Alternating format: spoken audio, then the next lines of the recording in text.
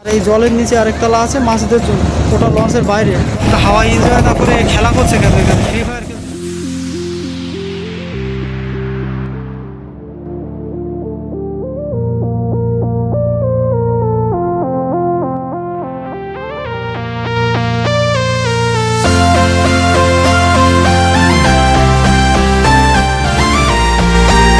সব একটা দেবে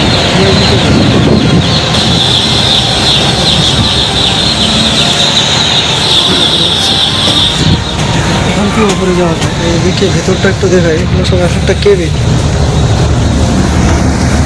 পুরো লঞ্চটাই যেন একাই এনজয় করছে, একাই উপভোগ করছে, যেন পুরোটাই যেন মনে হচ্ছে যেন পুরোটাই আমার। এমন কেউ নেই, শুধু একাই বসে আছে বারান্দায়, কেউ নেই, কথা বলার কেউ নেই। কিন্তু ভিডিওটা দেখছেন তো অনেক লোক, এই একার ভিতরে অনেকজন ঢুকে গেল, ভিডিওটা দেখছে অনেকজন সবাই, যার কারণে ভিডিওটার পুরো লঞ্চের এখন যাত্রী অনেকেই।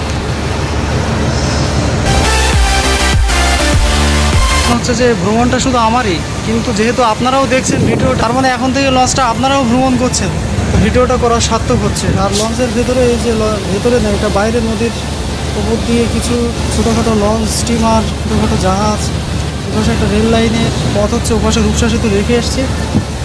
খুলনা থেকে কয়রাগামী একটা 3 তলা একটা লঞ্চ, নিচে একতলা রেখে এসছে। আর এই জলের নিচে আরেকতলা আছে মাছদের জন্য, ওটা লঞ্চের বাইরে, লঞ্চের নিচে ওটা।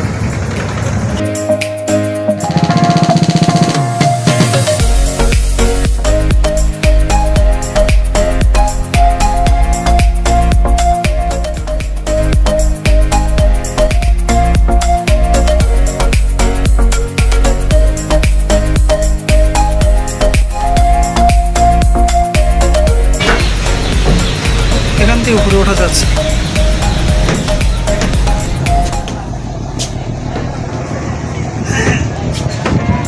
উপরে ওঠা যায় মাঝে মাঝে। সুন্দরবনের ভ্রমণের জন্য এই লঞ্চটাকে নেওয়া হয়, বিভিন্ন জায়গায় ভ্রমণ করে, এবং এই লঞ্চের উপরে অনুষ্ঠান, বিভিন্ন কনসার্ট করারও ব্যবস্থা রয়েছে, সেটা আমি দেখিয়ে দিচ্ছি।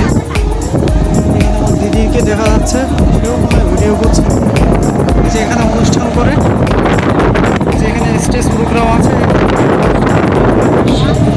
সুন্দরবনে যখন নিয়ে যাওয়া হয় তখন এখানে কনসার্ট করা হয়। লঞ্চের পেছন থেকে যেগুলো রেখে যাচ্ছি সেই স্মৃতিগুলো এবার দেখি নি। পেছনে শুধু জলের ধাক্কা রাখছি না, পেছনের স্মৃতিও রেখে যাচ্ছে খুলনা শহরে। অপূর্ব দৃশ্য, সাইড দিয়ে গ্রাম অঞ্চল, গ্রামগঞ্জ, সুন্দর দৃশ্য, জেলেরা মাছ ধরছে। এগোচ্ছি আমরা এইদিকে। আর হাওয়া কী পরিমাণ সেটা এইখানে এর ফ্লো দেখলে বোঝা যাচ্ছে যে এটা হাওয়াটা কতটা। হাওয়া এনজয় না করে খেলা করছে কেন এখানে? ফ্রি ফায়ার খেলছে। এক কথায় অসাধারণ, অসাধারণ দৃশ্য।